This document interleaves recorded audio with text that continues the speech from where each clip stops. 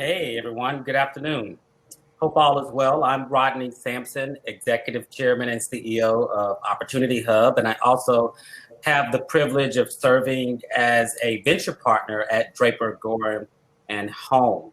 I'm excited about today's conversation entitled DeFi and Crypto's Ability to Close the Global Inequality Gap. I'm excited about today's subject matter experts, and you know what? You are in for a treat.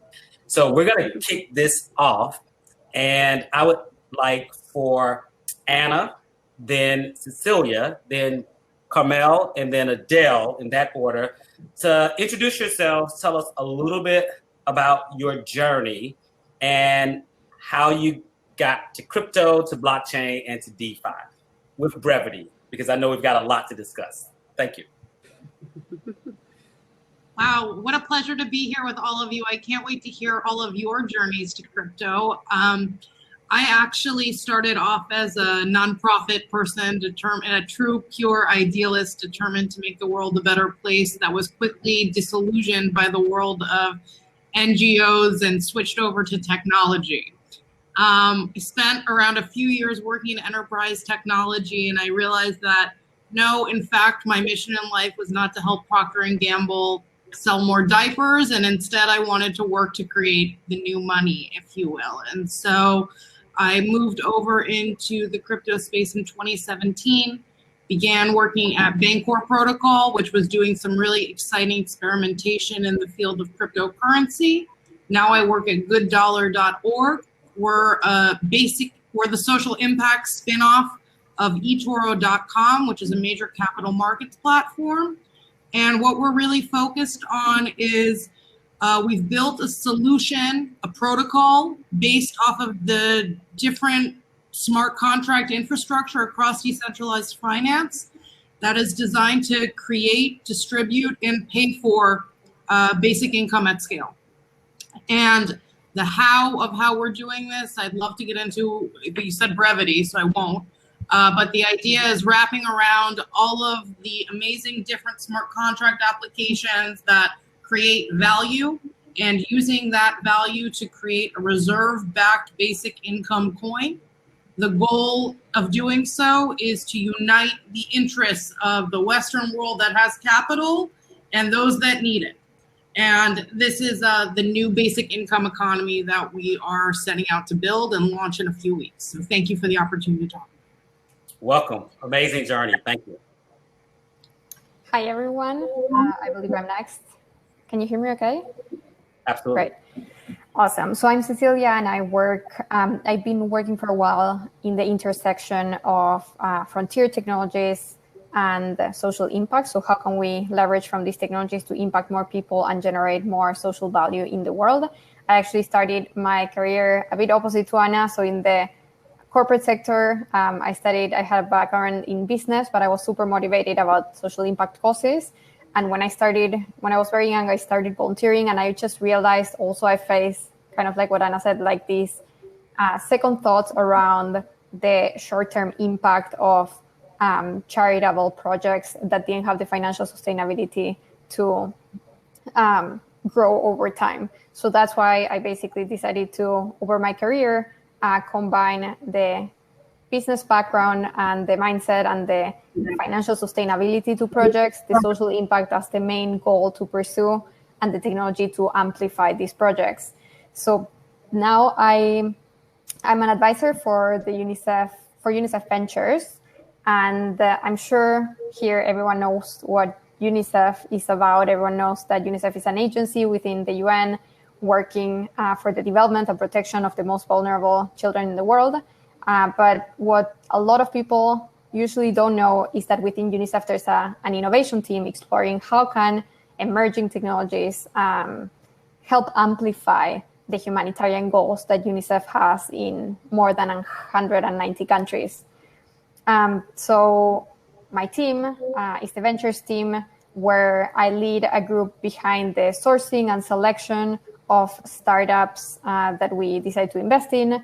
And then we support them to grow from a minimum viable product into amplifying their work, impacting more users, and generating a positive impact in the local communities around the world. I guess that's the summary. Wow, thank you. Thank you so much and welcome. You brought back so many memories of me being just a boy in elementary school collecting coins in that UNICEF container, right? I get that a lot. Yeah. We're not normally related to crypto and blockchain. Right. So at my team, we're trying to change that. No, I understand. Good. Carmelle. All right. I'm Carmelle Cadet. So I'll start from the beginning, but I'll be brief because I think that's the important context. So I was born and raised in Haiti. So the UNICEF story and the NGO story is something that brings back memories too. I was born in early 80s and the days of political upheaval and so on. But a lot of work has been done when it comes to trying to level out the equality and the poverty in those countries. So that's my background. I mean, I left Haiti when I was 16, and when I moved to the US, I got access to financial markets and got very lucky to get into school and got exposed to corporate finance and fell in love with it. So I joined IBM to do an internship and stayed for 10 years. So after leaving, I managed global accounts and kind of learned the enterprise IT business, kind of global deal structuring, and that is essentially my background, doing that especially in the financial services industry. But what I realized over the past 2 years, so we started around the blockchain and looking at decentralized finance, especially around the time of Bitcoin. I have an interesting path from DeFi to CeFi that kind of leads me to an interesting space to say the roles of both. But for me, the focus has always been given people who are born in people who are in situations and environments where financial services are not readily available or at least affordable and accessible, how do we restructure the system to make that affordable to them? That's as simple as that. And I never particularly found an answer until I heard what blockchain was, and the light bulb just came on. And said, this is what we need, and let's go figure it out. And so about a year ago, I started EMTECH. Because realizing that the capability around tokenization and blockchain capability to provide more visibility and more access was something that that there was value in restructuring the centralized system to do that in order to open it to decentralized finance. So I'll talk more about that later. Excellent. Welcome. Good to have you. Thank you. Adel, bring us home. Hey, so my name is Adel ElMessiry. I was actually born in Egypt, in Africa. I got my studies on a USA donated lab with UNICEF. So I've seen firsthand how those would work. And then I finished my undergrads in Europe and got my master's and my PhD in computer science AI from North Carolina State University. And then in the 90s, I turned down a big job for a startup because they said the magic words, you can do whatever you like to do, just make it happen. That startup got acquired. I got hooked on startup life. And ever since, my career was create a bunch of startups and grow them, get them acquired. And then when it gets too just complacent, I just get out and go back at it again. In 2010, I published my last paper on trust networks. And then a few years later, everybody's calling me up because there's this blockchain thing that came out of trust networks. So all of a sudden, I'm working on all of that. And that basically got me completely obsessed with how blockchain changing the world and changing how we think about assets and values driven there. I publish regularly on AI and blockchain, and always dabble with startups. Excellent. Welcome. So, well, let's jump in. We are very excited about this topic. This topic, I think, globally is picking up steam, and a lot of people are tuning in to this concept. This reality is not a concept. This reality of the inequality gap. It's not just a US thing, it's a global thing. So I have questions that I want to ask you all, and I thank you for preparing as such. But I'd like to just have each of you go around this virtual room. And when you hear inequality, what does that mean to each of you specifically?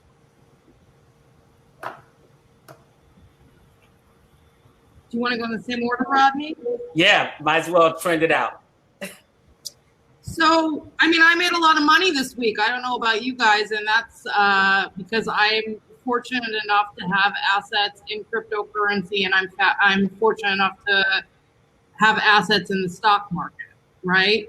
And so when I think about inequality, one of the things that we're thinking about is how do we actually increase the access to products that enable wealth creation and wealth duplication, right? And so I think for us, what we're thinking about is what is the simplest method or the simplest product that we can create that gives a digital asset away in the hopes that this is actually going to be the first touch point that someone who might not have a bank account and certainly has never heard of equities and maybe has only heard of Bitcoin as an idea, but most likely not, has ever thought of, right? And so the idea is how do we actually expand the pie and bring more people into this asset class early? It's not gonna happen by accident. It's gonna happen because we design products that are designed to solve for that problem, if you will, that are designed to actually onboard the 80% of the human population that lives on less than $10 a day.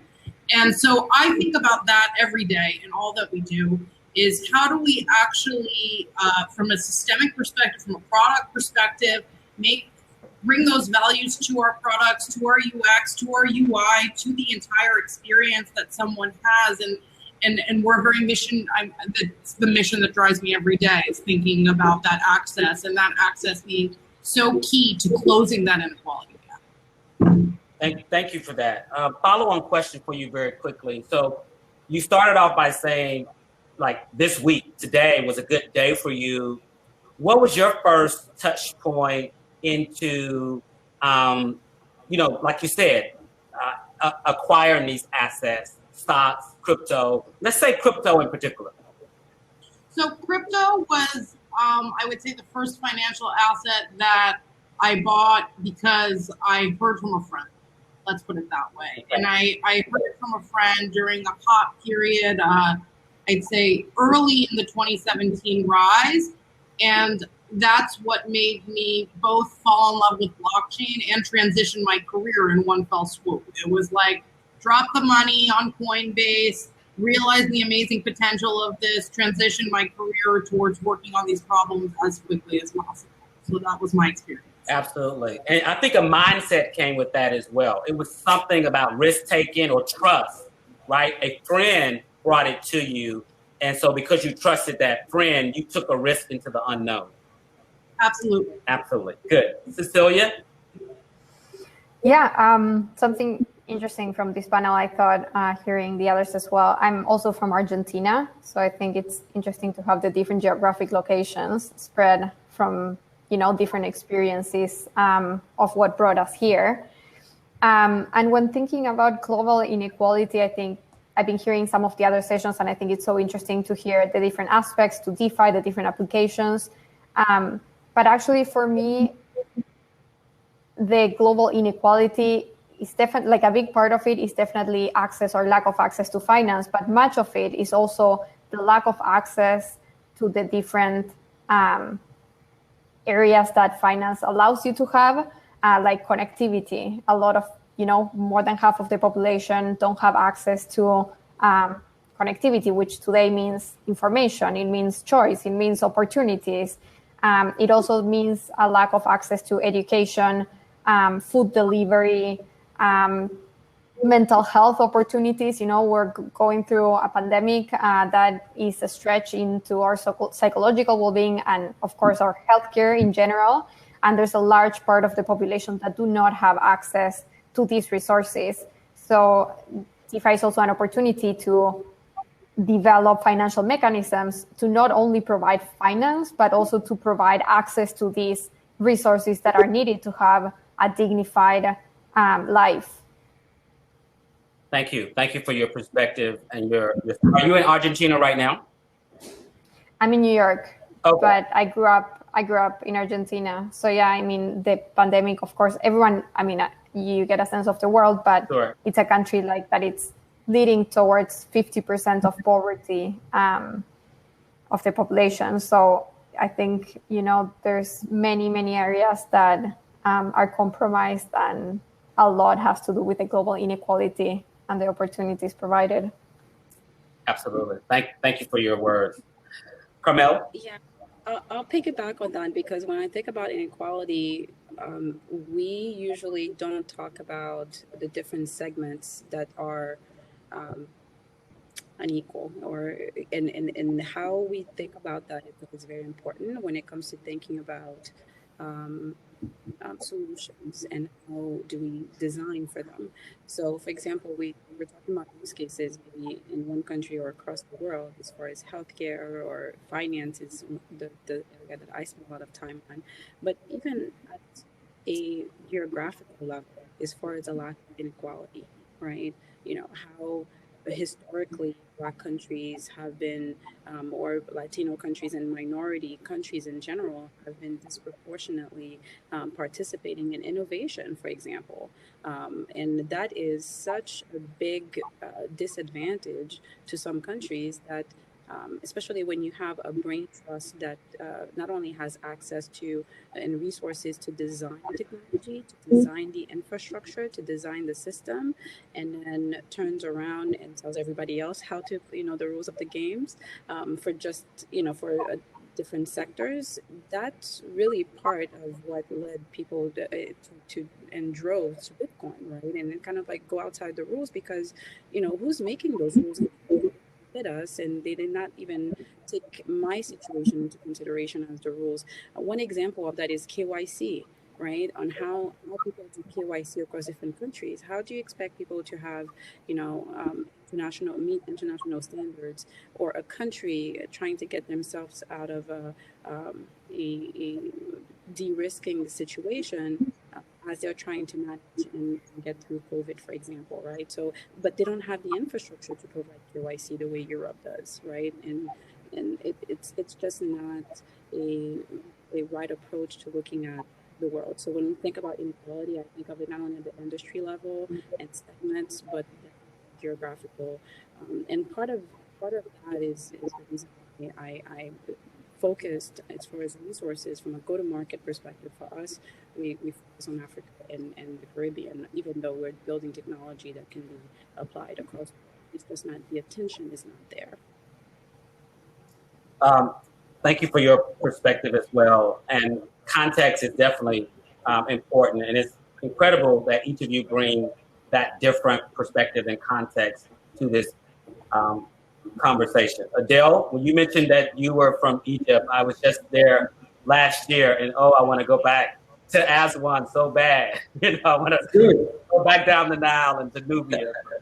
Here we are, stuck in place in America. So, your perspective. My perspective is coming from my upbringing there, because when I think about the inequality, I think about that quadrants, the important and urgent, where they teach you in school always about like what's important and urgent. And if you're always stuck in that first quadrant, you'll not be able of going to things that are important but not urgent.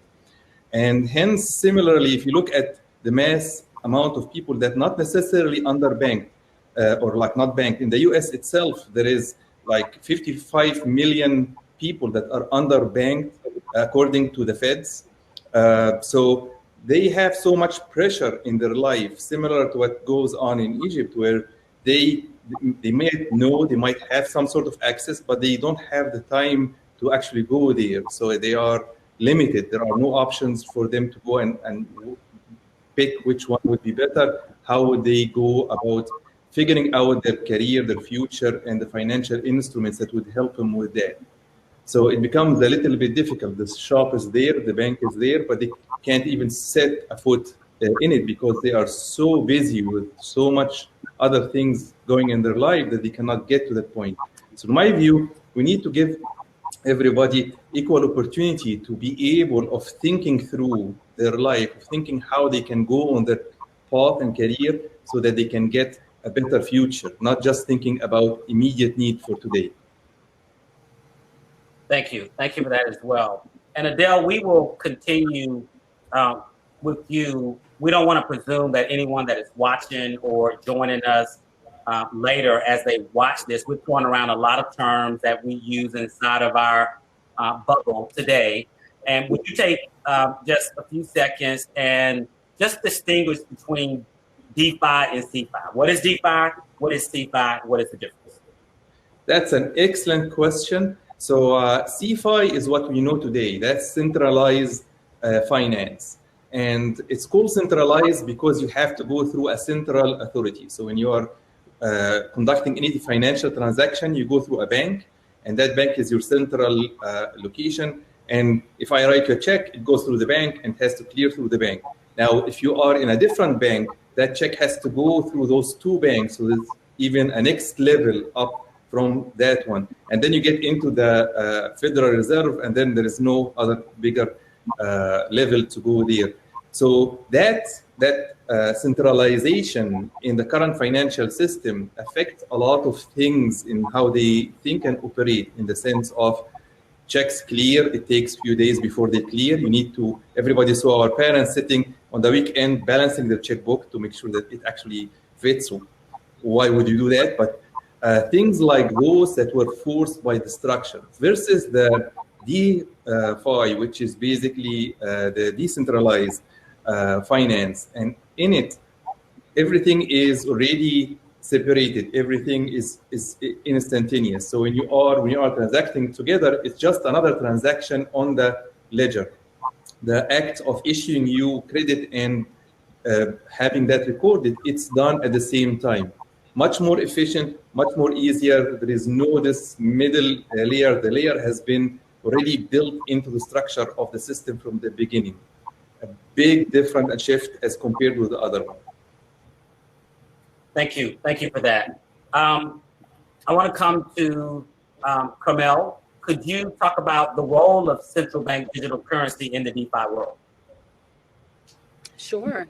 So when we think about central bank digital currency, for the purpose of what we think about as far as digital currency finance, it's important to realize that there are a lot of things that are centralized at some layer and decentralized at others, right?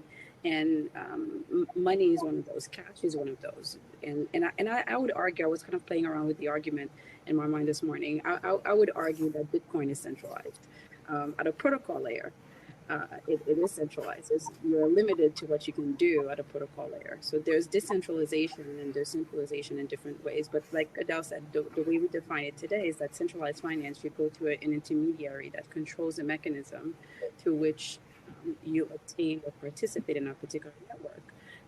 So here we're talking about inequality and the way we can segment those things to be is that there's a role for DeFi, which is huge as far as closing the gap that CeFi has not been able to thus far.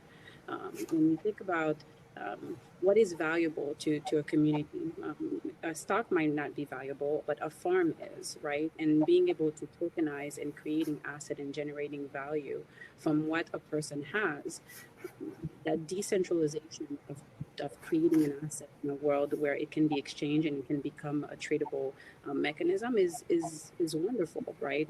And it becomes borderless. You create a world in which you have the transparency and the ability to transfer that as you please.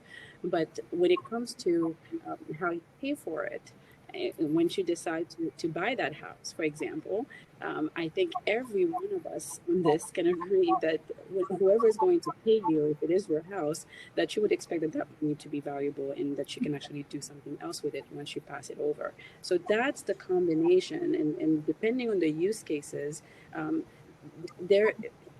make something that sees on Twitter, right? We cannot assume that the Bitcoin monetary policy is something that we can govern the world on, right? It's not particularly feasible on its own. So a combination of that is the value that we see. As far as closing the inequality gap,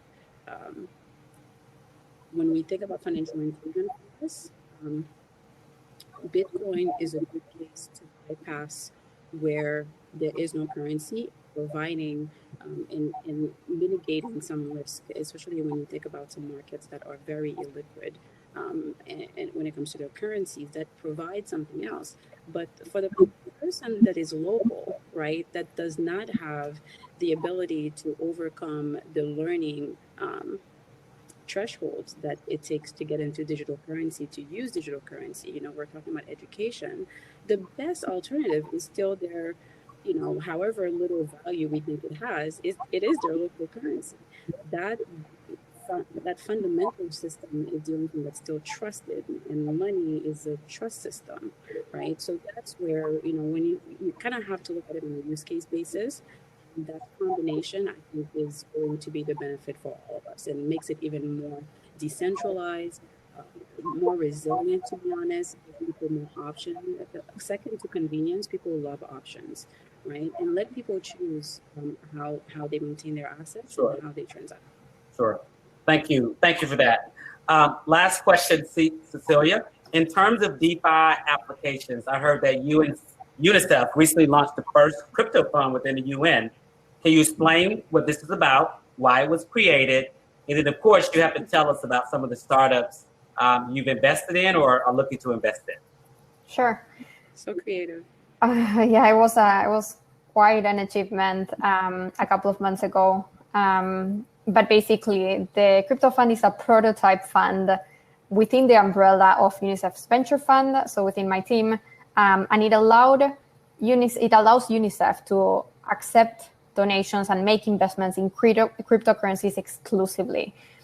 So for now, operating with Bitcoin and Ether, and basically we launched it in August last year as the first cryptocurrency denominated fund within the United Nations. Basically, in terms of the reasons of why we decided to launch it, we realized that we're living today in a digitally financed world. I think in many areas, in many programmatic areas of the humanitarian efforts, we speak about the future of work and the future of healthcare and the future of education. I think if COVID brought us one thing, is that the future is now. We now need those solutions. We now need to live in this digital world that it's operating digitally, where we need to have solutions around digital healthcare, digital education, and we were still not prepared. So basically, COVID accelerated the steps we needed to take to operate in this digitally financed world and this digital world. This is basically one attempt in which the United Nations is using innovative financial models to learn how to distribute resources digitally, how to increase the efficiency, the transparency of the internal processes, and the funds and the solutions that we decide to fund. In terms of the kinds of startups that we invest in, we actually just had an open call for applications where we were accepting solutions from developing and emerging countries. As I was saying before, we still tie up into the mission of UNICEF, where we try to support the development and growth of solutions in the places that need it the most. So we opened this funding opportunity for startups and projects from developing and emerging countries. And we received more than 500 applications from more than 70 countries. So it was quite a large pool.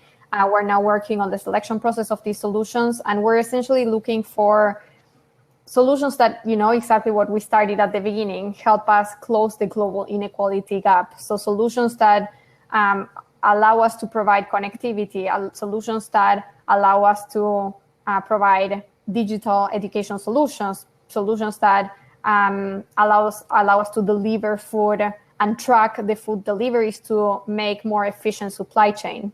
So all these solutions will receive cryptocurrency from our fund, and we're exploring with a very established institution like UNICEF the benefits also of operating with these currencies and leveraging from the speed and the transparency that this allows us to have. Maybe just one or two solutions that we just invested in as well. There's one solution working with a blockchain application to track the delivery of rice in low-income areas of India, benefiting more than 1 million people. As you know, like the delivery today and the supply chain is highly compromised. So having an application that allows you to track and to identify any challenges to the supply chain is super important. There's another application in Southeast Asia also. It's a financial application that allows you to give more visibility to the whole funding purpose from funds to small and medium enterprises. So how do you automatize? How do you automatize the process in a way that you can fund more projects and also be more aware of what the funding is allowing the projects to do.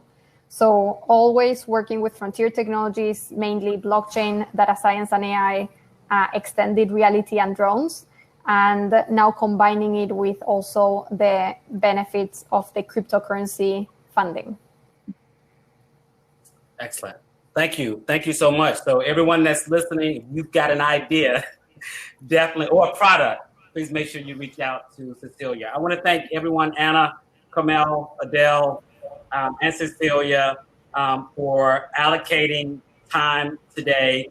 And I'll say this, you are all brilliant in your own right, and your journey to this space is incredible. So have a great day and have a great conference. Thank you. Thank you, Rodney. Thank you, Rodney. All right, thank you.